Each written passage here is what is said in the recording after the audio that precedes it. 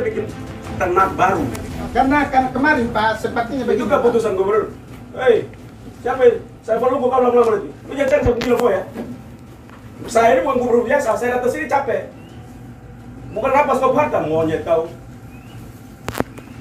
Kamu jangan bikin cari penyakit dengan saya. Lu pikir saya ini siapa? Kamu pikir saya apa? Semua saja kita berurusan ini. Saya datang mau didik kalian kok gimana? Maksud kata Belhan, dia sudah berurusan, nanti kita mati di lapangan. Belhan kan? Belhan ini Pak. Kami tinggal lapangan. Jangan kurang ajar saya. Ini kita punya hak juga jadi pemerintah yang buat aturan, jadi kita tanya. Mana pemerintah lagi yang menyalahi aturan? Kita orang sekolah juga ini Pak. Tidak bisa diinjak-injak seperti biasa. Kita siap mati dengan intan. Masih ada juga pembangunan lain, pemerintah punya di tempat lain. Ya buatlah di sana. Apa kita punya kurang baik dengan pemerintah? Perusahaan banyak, ribuan hektar kita kasih tanah di sini. Kita sudah ini. Orang lain. Kita ini, kita menghargai yang Bapak, jadi kita ini. Halo, Bapak.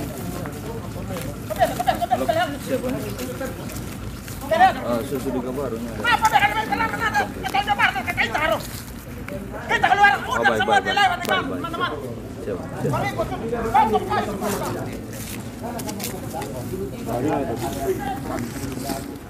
Halo sahabat Indonesia, kita bertemu lagi dalam Opini Rudi. Sahabat Indonesia melihat video tadi, meskipun saya tidak tahu bahasa detailnya, tapi ada penjelasannya. Ini video yang menurut saya membuat kita geleng-geleng kepala. Seorang gubernur dengan arogan, dengan kata-kata kasar, sedang berdebat panas dengan masyarakat atau rakyatnya. Gubernur ini adalah Victor B. Laiskodat, gubernur dari Provinsi Nusa Tenggara Timur, sedang beradu argumen dengan salah satu ketua suku atau pemegang hak ulayat atau tanah di sana. Jujur saya tertarik dengan video ini. Bagaimana bisa gubernur di era reformasi yang dimana gubernur atau kepala daerah itu dipilih rakyat bisa arogan seperti Pak Victor ya? Saya bingung juga. Biasanya gubernur yang lain itu adalah merangkul masyarakat gitu, bukan memusuhi masyarakat gitu. Ini Pak Victor ini mungkin sangat temperamental ya, sangat emosional, temperamental, dan karakternya mohon maaf kasar gitu ya. Tidak bisa mempunyai sifat atau sikap yang elegan sebagai seorang kepala daerah atau kepala dari suatu wilayah gitu loh. Coba bandingkan, mohon maaf nih, saya bandingkan dengan Pak Jokowi misalkan. Bagaimana beliau langsung berdialog dengan rakyat begitu indah, dengan enak begitu ya. Pak Ganjar Pranowo atau mungkin Gubernur Khofifah, Gubernur Emil, banyak contoh-contoh baiknya itu. Nah, saya tidak tahu kenapa Gubernur Victor Laiskodat yang merupakan kader utama dari Partai Nasdem ini begitu arogan. Kenapa tidak bisa mengendalikan diri, terus akan memenjarakan warganya, mengancam akan memukul. Oh, gubernur kok kayak gini. Lalu karena saya penasaran, saya mengulik ada apa sih ini. Ternyata saya temuin satu berita di media online dari Nusa Tenggara Timur di sana, mengatakan ini adalah perdebatan antara pemegang hak ulayat dengan gubernur. Ini bapak ini adalah anak dari tokoh masyarakat di Sumba Timur yang menguasai ribuan hektar. Nah, Pak Victor Laiskodat ini konon, dalam tanda kutip ini masih perlu klarifikasi, akan membangun ranch atau peternakan modern untuk menghasilkan daging sapi sandalwood yang premium katanya begitu. Nah, tapi ini masih debat juga, masih simpang siur. Konon juga ini bukan dikelola oleh Pemda, meskipun dananya digelontorkan oleh Pemda 700 miliar katanya begitu, tapi konon peternakan ini akan dikelola oleh Leon Laiskodat. Siapa itu? anak muda umur 24 tahun ini anak kandung dari gubernur. Beritanya begitu.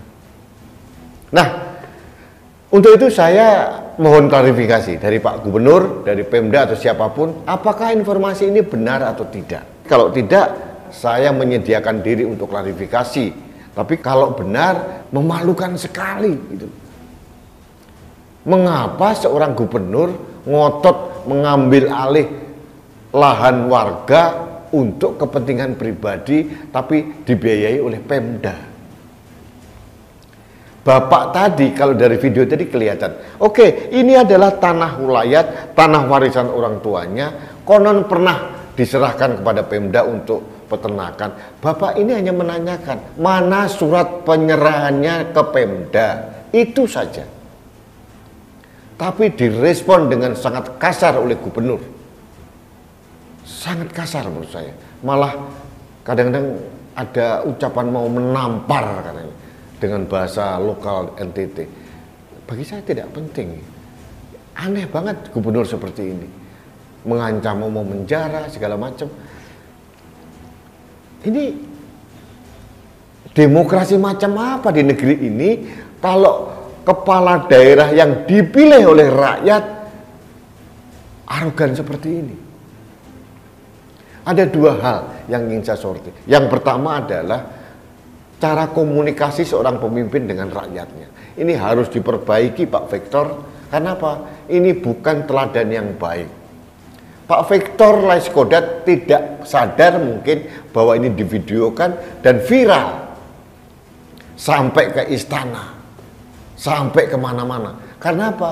Saya mendapatkan video ini dari mana? Dari NTT, bukan dari Jakarta, bukan dari mana-mana, tapi dari NTT sendiri. Viral. Ini udah era IT. Jadi Pak Victor harus hati-hati.